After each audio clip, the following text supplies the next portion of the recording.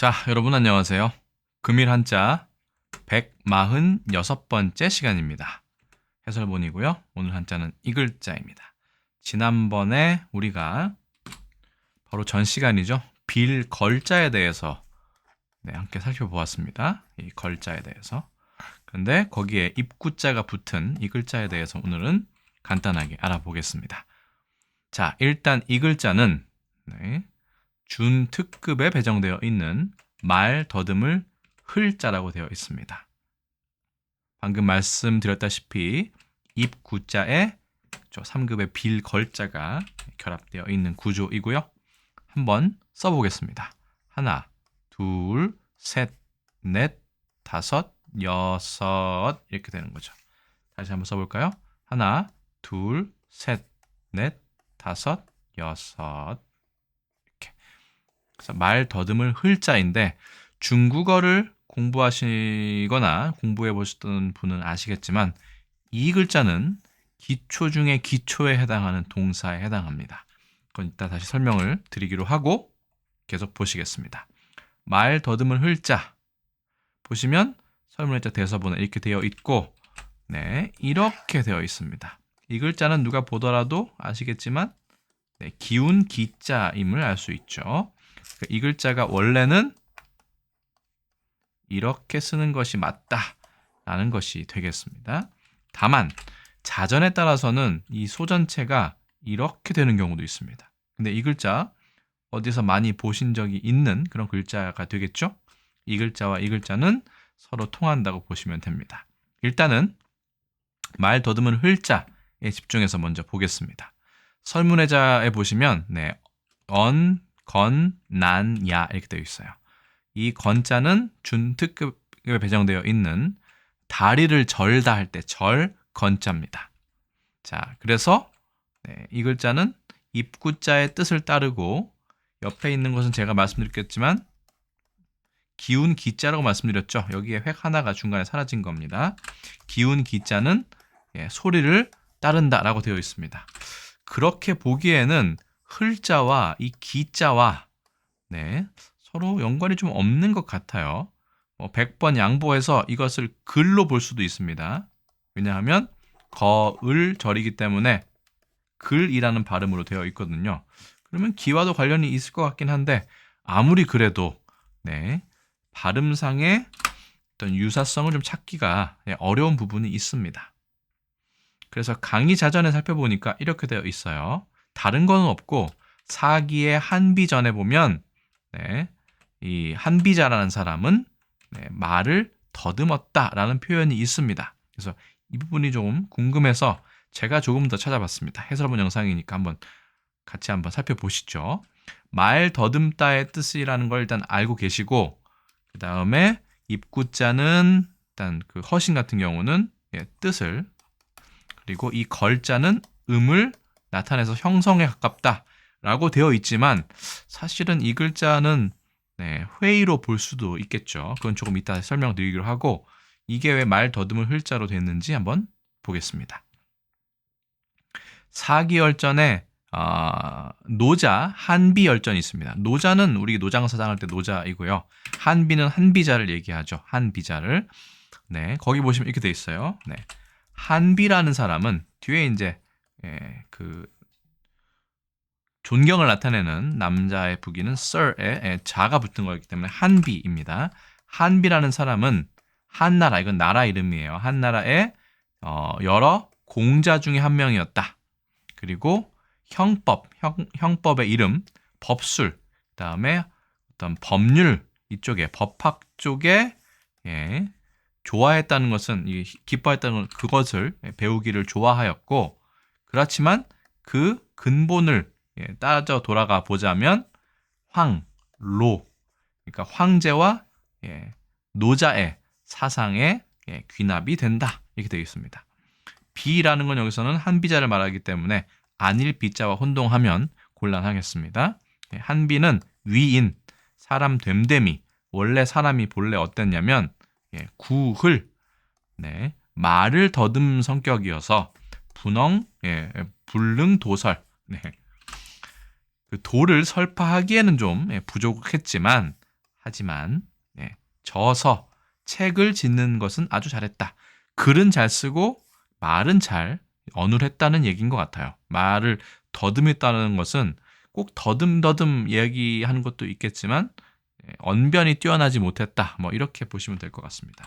그런 경우 상당히 많죠. 책을 잘 쓰는 사람이 있는가 하면 그렇죠? 강의를 더 잘하는 사람도 있고 이 두 가지를 다 잘하는 사람은 거의 없는 것으로 저는 개인적으로 알고 있습니다만 어쨌든 특히 한비자는 말보다는 글을 더 잘 썼다라고 되어 있습니다. 그리고 이사라는 인물이죠. 와 함께 순경을 섬겼는데 순경은 순자를 얘기하죠. 이사 스스로 이위 여기기를 불려비다. 한비자의 본인의 능력이 미치지 못한다고 스스로 생각했다라고 되어 있습니다. 자, 이런 기록이 있기 때문에 구흘이라고 하면 말을 더듬다 이렇게 되어 있습니다. 재밌어서 사기의 사마상여 열전을 한번 좀 살펴보았습니다. 상여라는 사람은 이 사람도 구흘 말을 잘 못했네요. 하지만 선저서 글은 잘 지었다. 똑같네요. 아까의 한비자하고 뒤에도 있으니까 보시면 항상 소갈증을 알았는데 소갈증이라는 것은 갈증 그러니까 항상 목이 마르고 물을 많이 마시는데 화장실에 자주 가는 어떤 그런 병인 것 같습니다. 신장 쪽에 문제가 있지 않았을까 생각이 드는데요. 탁시와 결혼을 하고 그 다음에는 재물이 풍족했다. 그리고 그는 스스로 벼슬길에 나아갔는데 미상 뭐뭐 한 적이 없었다.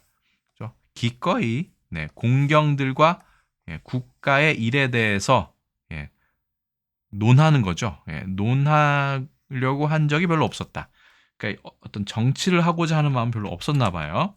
그래서 칭병, 병이라고 거짓으로 칭하고 한적하게 기거하였다, 지냈다. 그리고 불모관작, 그렇죠? 어떤 관직이나, 그렇죠? 이 작 같은 경우는 제후와 같은 자귀를 얘기죠. 자귀를 부러워하지 않았다, 탐하지 않았다라고 되어 있습니다. 사마상여에 대해서 얘기했지만 이 사람도 역시 말은 어눌했지만 이렇게 돼 있어요. 더듬다고 했지만 어눌했지만 글은 잘 지었다. 이 사람이 전한 시기의 문인으로 알고 있는데 가장 대표적인 그 산문 중에 자허부라는 게 있죠. 어쨌든 넘어가겠습니다. 그래서 말 더듬을 흘자는 말을 더듬다의 뜻인데 여기에 보시면 한국 어문회에 이런 상담이 들어왔습니다. 2017년 상담으로 기억을 하는데요. 끽초에서는 이 음이 흘이니까 흘초가 아닌가라고 했을 때 답을 이렇게 했습니다. 끽초라는 부분은 제가 뒤에서 설명을 드릴 건데 먹다 마시다와 같이 쓰이는 경우는 끽으로 읽는다. 조금 더 텍스트화 해봤습니다. 이 흘이 끽과 동자로 먹다 마시다와 같이 쓰이는 경우에는 흘이 아니라 끽으로 읽는다로 되어 있습니다. 이거는 상당히 중국어를 학습하시는 분들에게도 중요한 부분이긴 한데요. 이 글자와 이 글자가 서로 통한다는 얘기입니다. 그래서 흘사반이 아니라 끽사반, 그 다음에 흘식이 아니라 끽식, 흘련이 아니라 끼견, 라고 읽어야 된다. 그래서 거기에 대한 근거로 단국대학교 동양학연구소 한한대사전, 거기서 출판한 한한대사전을 예로 들었습니다. 일단은 이것과 이것이 서로 통하는 글자다 라는 거는 잠깐 기억을 하고 계시고 뒤에 다시 설명을 드리겠습니다. 말 더듬을 흘자 같은 경우는 갑골문과 금문은 보이지 않고요. 아까 말씀드린 것처럼 소전은 이렇게 있습니다. 옆에 있는 것이 빌걸자라기보다는 뭐 그것과 같은 글자지만 한 획이 더 있는 기운 기자라고 보시는 게 맞겠죠. 그렇기 때문에 사실 어떻게 보면 이것은 허신은 이것을 음으로 본다고 얘기했지만 제가 봤을 때는 음으로 봐도 되죠. 왜냐하면 이게 걸자나 글자가 되기 때문에 음으로 봐도 뭐 충분히 괜찮은데 굳이 회의로 보자면 무언가 숨을 사람이 쉬는데 거기에 먹을 것 같은 게 들어가거나 막혀서 뭔가 그 호흡이 곤란한 상태를 이야기한다라고 조금은 과장이 섞였을 수도 있지만 뜻풀이를 해볼 수도 있습니다. 그렇게 되면 이것이 음식을 먹다, 호흡이 곤란하니까, 아니면 무언가 말을 더듬는 그런 부자연스러운 모습을 나타낼 수도 있겠다라는 생각이 듭니다.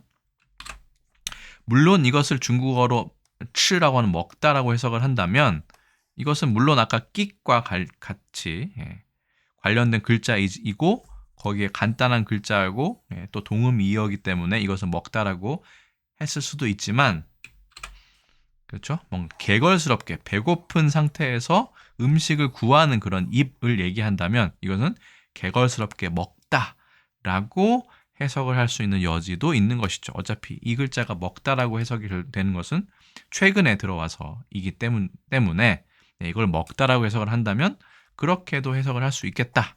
라고도 할 수 있고, 단순히 이 글자와 끽자가 서로 우연히 도금이 같기 때문에 이것을 먹다의 간체자로 혹은 간략화된 글자, 끽보다 훨씬 더 간략하죠.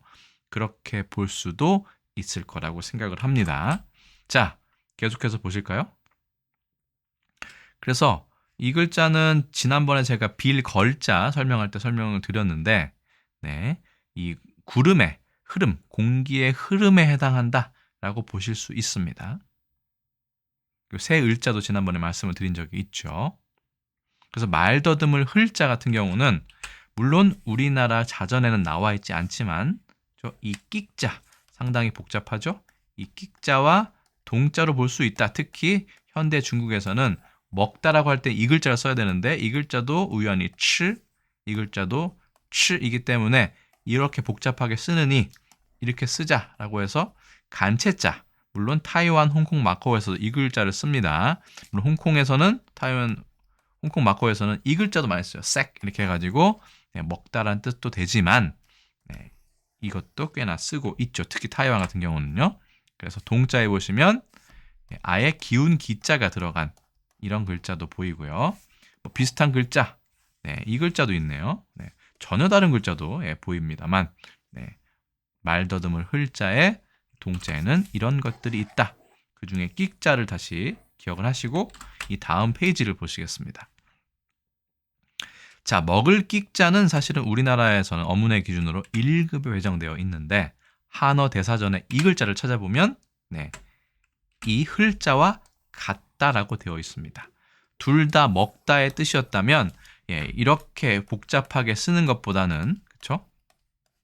우린 만끽 할 때 쓰죠. 끼견 요즘 잘 쓰지 않습니다만 끽 이걸 쓰느니 차라리 같은 발음에 이것을 쓰는 것이 훨씬 더 경제적인 선택이 되겠죠. 그래서 지금은 중국에서는 중국 대륙뿐만 아니라 타이완에서도 먹다라고 할 때는 이 글자를 주로 씁니다. 이 글자는 우리나라와 일본 정도에서 쓰고 있죠.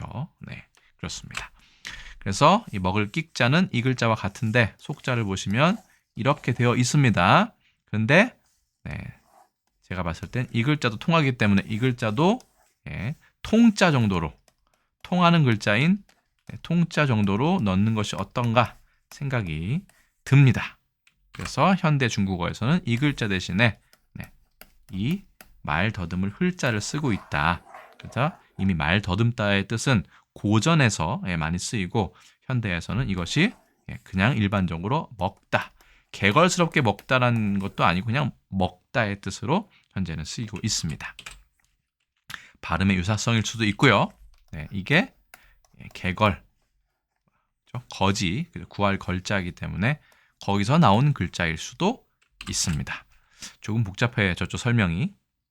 말 더듬을 흘자, 중국에서는 아까 말씀드린 것처럼 치라고 발음을 하고요. 타이완, 홍콩, 마카오에서도 이렇게 쓰는데 원래 이체자 중에는 먹을 끽자도 포함이 되어 있다. 그래서 이 글자로 쓰는 것은 요즘 현대 중국어에서 대부분 이 먹을 끽자를 대신해서 쓰는 거다라고 보시면 됩니다. 일본에서는 키츠라고 발음을 하고 노모루, 이거는 먹을 것을 구하다의 뜻입니다. 혹은 쿠, 먹다죠. 스, 이거는 이렇게 뭔가 빨아들이다, 음료를 빨다, 마시다의 뜻까지 다 포함한다고 보시면 되겠습니다. 그래서 말더듬은 흘, 치, 키츠 정도로 도금이 조금 서로 다른 것을 알 수 있습니다. 그럼 말더듬을 흘자를 쓰는 단어가 있느냐? 별로 없습니다. 그래도 억지로 6개를 가져왔습니다. 흘수가 있고요. 흘력이 있고 흐름, 흘어, 흘병, 그다음에 구흘이 있습니다. 구흘은 아까 말씀드린 것처럼 말을 입으로 더듬다 라는 뜻으로 보시면 될 것 같고요. 간단하게, 아주 중요한 건 아니까 간단하게 알아보겠습니다. 흘수, 이번에 조사 과정 중에 제가 처음 접한 것인데 교통용어로 배가 물 위에 떠 있을 때 물에 잠겨 있는 부분의 깊이, 일반적으로 수면에서 배의 최하부까지의 수직거리를 이른다. 그렇죠? 유의어가 재밌는 게 끽수입니다. 물을 머금다, 마시다의 뜻으로 해석을 하고 있는 것 같아요. 배가 물을 이렇게 머금고 있는 그런 깊이를 얘기하는 것 같은데 사진을 보시면 좀 더 있을 겁니다. 함수에 있는 흘수 눈금 보시면 그 배마다 이런 것들이 있죠. 눈금이 이게 바로 흘수라고 얘기한다고 합니다. 참고만 하시고요. 그리고 흘력, 가로막의 경련으로 들이쉬는 숨이 방해를 받아 목구멍에서 이상한 소리가 나는 증세, 딸꾹질을 얘기하는군요. 그건 흘력이라고 얘기하고 애역, 얼구라는 의어도 있습니다. 아까 말씀드렸죠. 이거는 뭔가 그 신체 기관을 얘기하고 이거는 아까 그 공기를 얘기한다고 했죠. 공기에 무엇인가 입에 그 방해를 받았기 때문에 숨이 잘 쉬어지지 않는 혹은 뭐 더듬더듬하는 그런 그렇죠? 뭔가 호흡이 순조롭지 않은 그런 상태를 좀 뜻하는 것 같다라고 말씀드렸는데 그렇게 본다면 이 기운 기자도 여기서는 뜻으로 작용을 하고 있다. 구성 요소를 뜻으로 볼 수 있다. 그러니까 뜻과 뜻, 그러니까 회의로 볼 수 있지 않을까라는 생각도 개인적으로 듭니다. 특히 이렇게 흘력이라는 어떤 딸꾹질에 이 글자가 들어갔다는 것 자체가 전 개인적으로는 회의자의 어떤 가능성을 좀 방증하는 그런 부분이 아닐까 생각이 들었습니다. 여러분 어떻게 생각하시는지요? 말 더듬을 흘자 그대로 흘음 더듬는 소리고요. 빨리 넘어가겠습니다. 흘어 더듬어 가면서 하는 말을 흘어라고 얘기합니다. 우린 주로 말 더듬다의 뜻으로 쓴다고 보시면 될 것 같고 끽으로 쓰는 경우는 별로 없습니다. 흘병, 중풍 후유증 따위로 말을 더듬는 증상이다. 중풍이라고 하면 저 가운데 중자에다가 바람 풍자를 쓰죠. 여기서는 중자는 적중하다, 맞다의 뜻입니다. 당하다, 바람을 맞다. 한의학 용어죠. 그래서 가운데의 뜻이 아님을 강조를 하고 싶습니다. 마지막이 아니죠. 구흘, 마을을 더듬는다. 아까 한비자도 그랬고요. 그 다음에 사마상여도 이 표현이 나왔었죠. 마지막으로 아까 단어 리스트에는 없었지만 끽초라는 표현을 한번 살펴보겠습니다. 이거는 예전에 제가 오늘의 한자어 질투라는 한자어를 설명드릴 때 똑같이 설명드린 적이 있는데 기왕 이 흘자와 끽자가 나왔으니 한번 복습을 해보도록 하겠습니다. 이 끽초라는 것을 우린 국어사전에 찾아보면 정말 뭐 이상한 설명이 있는데 그 설명에 대해서는 제가 무슨 사자와 뭐 아내와 무유와 뭐 이런 식초에 대해서는 제가 근거를 찾을 수 없었고 다만 중국의 민간 설화를 보시면 이런 거 있습니다. 이 일부 중국에서는 많이 쓰는데 칠수라고 하면 식초를 마시다라고 하면 질투를 하다라는 뜻으로 매우 자주 쓰이고 있는데 그럴 때 사실은 끽초라고 할 수 있는 거죠. 우리말에 끽초가 있으니까요. 그러잖아요. 그래서 이건 흘초라고 안 하고 끽초라고 얘기한다. 아까 한국 어문에 설명이 있었죠. 그 유래는 이렇습니다. 물론 민간 설화이기 때문에 문헌 정보 같은 건 없는 것 같아요. 당태종이 재상인 방현령에게 첩을 하사라고 했으나 방현령의 처가 질투가 아주 심한 사람이었다고 합니다. 부인이. 그래서 방현령의 부인이 이를 질투하여 하고 있다는 것을 당태종이 알게 된 거예요. 그래서 당태종이 이 부인을 불러서 얘기를 합니다. 내가 황제로서 당신의 남편에게 첩을 하사하는 것은 매우 당연한 일인데 당시엔 그랬겠죠. 당신은 유독 그렇게 질투를 하니 둘 중에 하나 선택해라. 그렇죠? 그 첩을 받을지 아니면 내가 내린 이 독주를 마시고 죽음을 택할지 당신이 알아서 하시오라고 겁을 준 것이죠. 일종의 공갈이라고 할 수 있는데 이 아내가 워낙 그 질투가 심했기 때문에 차라리 내가 첩을 내 남편이 드리는 걸 보느니 차라리 이걸 먹고 죽겠다라고 해서 그 독주를 그냥 그대로 받아 마셔버렸다는 겁니다. 근데 알고 보니까 이 당태종도 죽일 생각이 없었기 때문에 식초를 넣은 것을 속여서 뭐 설마 이걸 마실까라고 생각해서 식초를 넣어놨었는데 이 아내가 이걸 마셔보니까 독주가 아니라 독배가 아니라 식초였던 것이죠. 그래서 당태종도 포기를 하고 방혈력에는 첩을 따로 내리지 않았다. 그 결정을 뒤로 물렀다, 취소했다라는 민간 설화가 나옵니다. 그래서 중국에서도 끽초, 칠수라고 얘기하면 이것은 질투하다는 뜻으로 현재에도 아주 자주 쓰이고 있는 표현 중에 하나입니다. 그래서 이런 말더듬을 흘자가 가끔은 이렇게 끽으로 읽히는 경우가 있다라는 설명을 뒷받침하는 자료가 될 것 같아서 예전에 설명을 드린 적이 있지만 다시 한번 복습이라고 할까요? 설명을 드립니다. 상당히 특이한 고사라고 할 수 있겠죠? 그래서 말더듬을 흘자가 들어가는 것 아주 중요하진 않지만 흘수 혹은 끽수, 흘력, 흐름, 흘어, 흘병, 구흘까지 알아봤고 끽초까지 한번 설명을 드려보았습니다. 그래서 금일 한자 146번째 시간에는 중국에선 자주 사용하지만 우리나라에서는 거의 사용할 일이 없는 글자인 말더듬을 흘자 혹은 먹을 끽자의 간체자라고 볼 수 있어요. 에 대해서 알아보았습니다.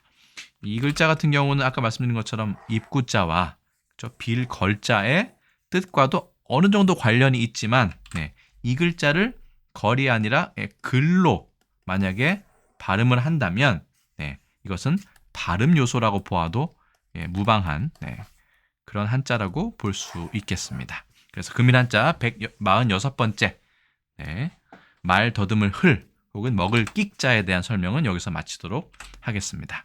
저는 또 다음에 다른 컨텐츠에서 인사드리겠습니다. 여러분 안녕히 계세요.